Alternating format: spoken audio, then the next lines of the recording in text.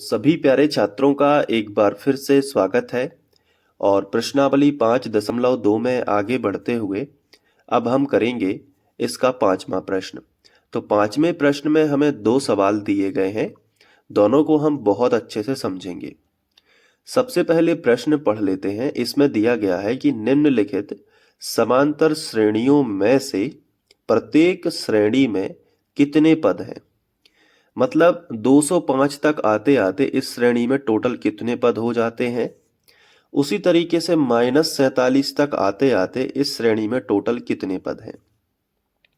जैसे 3 पद तो हमें दिख रहे हैं, 1 2 3। इसके बाद चौथा पद कुछ होगा, 5वां पद कुछ होगा और अंत में 205 भी कोई पद होगा। तो 205 तक आते आते टोटल कितने पद आ जाएंगे इसमें, वो हमें पता करना है। मतलब कितने, मतलब n का मान ज्ञात करना है। ठीक है। जबकि आखिरी में जो पद दिया गया है, मैंने आपको बोला है कि कोई भी समांतर श्रेणी हो, जो आखिरी का पद होता है वो an होता है।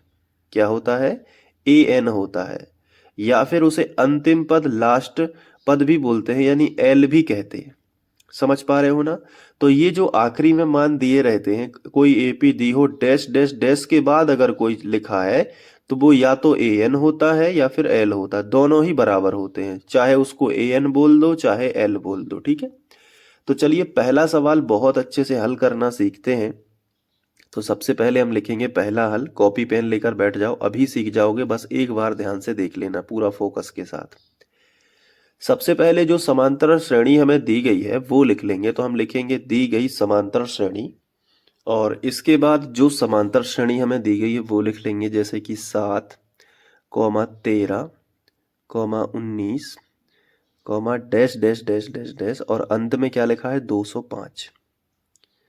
तो अब समांतर श्रेणी है तो हम प्रथम पद, सार्वंतर वगैरह भी निकाल सकते हैं। तो नीचे लिखेंगे कि प्रथम पद। ठीक है। सबसे पहले समांतर श्रेणी अगर है तो हम उसका प्रथम पद निकालेंगे। तो प्रथम पद क्या होता है? a होता है, और वो किसी भी समांतर श्रेणी के जो सबसे पहले जो पद लिखा होता है वही कहलाता है। तो 7 है। इसके बाद अब हम सार्व अंतर निकालेंगे। क्या निकालेंगे? सार्व अंतर, यानी कॉमन डिफरेंस। तो सार्व अंतर को हम d से प्रदर्शित करते हैं, और सार्वंतर कैसे निकाला जाता है? दूसरे नंबर के पद में से पहले नंबर का पद घटा देंगे, यानी कि 13 में से 7 को घटाएंगे तो कितना आ जाएगा, बताओ आप। तो देखो, 13 में से 7 जाएंगे तो 6 बचेंगे, क्योंकि 6 और 7 13 होते हैं। ठीक है। अब देखो, आखिरी का पद हमें दिया गया है यानी 205। तो हम लिखेंगे दिया है, ठीक है, an बराबर 205। an बराबर कितना दिया गया है? 205। लेकिन an का तो हम सूत्र जानते हैं ना, वहां से n का मान निकाल लेंगे। तो an कोई सा भी पद हो, आप उसका फॉर्मूला बना सकते हो। मैंने आपको बार बार बोला है, कोई सा भी पद हो, यहाँ nवा पद है तो भी आप फॉर्मूला बना सकते हो। कैसे बनाओगे? कोई भी पद हो, a तो फिक्स रहता है, और जौन सा भी पद है उसमें एक घटा के d चिपका दो। तो nवा पद है तो n में एक घटा के d चिपका दो। ठीक है। और बराबर कितना हो जाएगा? 205। मैंने आपको ये बात बताई है, कोई भी पद हो, जैसे यहाँ पे मैंने बताया था कि अगर 8वां पद है तो a प्लस जौन सा भी पद है उसमें एक घटा के d चिपका दो। तो 8वां पद है तो 7d, 100वां पद है तो एक घटाया तो कितना बचा? 99d। a फिक्स रहेगा। लेकिन उसी तरीके से अगर nवा पद है तो a तो फिक्स रहेगा, nवा पद है तो n में एक घटा के d चिपका दो। तो बन जाएगा ना कोई भी पद का फॉर्मूला, आप खुद बना सकते हो। अब जो a है, a का मान कितना है? 7। तो a की जगह पे कितना रख दो? 7 प्लस n-1। तो n-1 रख दिया, और d की जगह पे कितना रखोगे? 6। तो d की जगह पे हमने रख दिया 6, और बराबर कितना हो जाएगा? 205। ठीक है।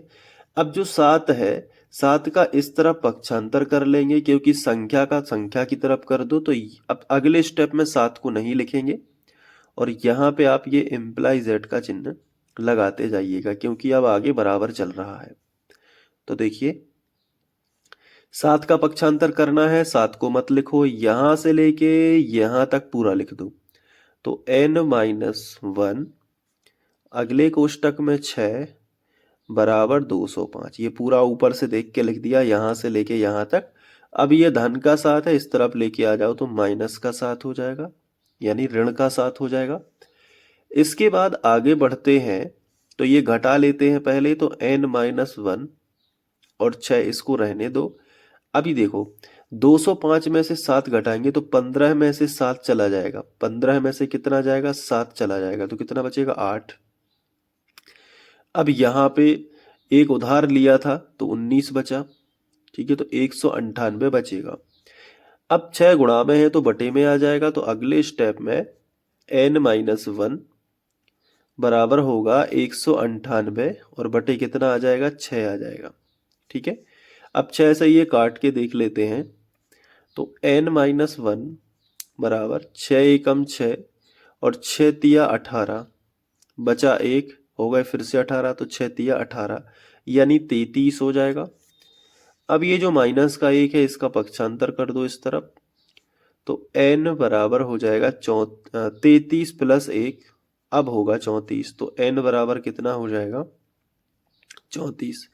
अतः 34वां पद क्या होगा, 205 होगा, क्योंकि इन्होंने पूछा था कि समांतर श्रेणी में प्रत्येक कितने पद हैं, तो हम लिख देंगे पहली समांतर इसमें, अतः 34 पद होंगे, तो लिखेंगे अतः दी गई समांतर श्रेणी में, अतः दी गई समांतर श्रेणी में,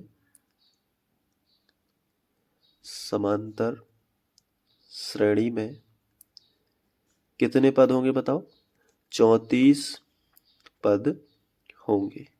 बन जाएगा ना सवाल, बताओ आ गया समझ में। अब अच्छे से नोट कर लो इसको, तो यहां से लिखना है, इसके बाद यहां पे और फिर यहां पे, ठीक है।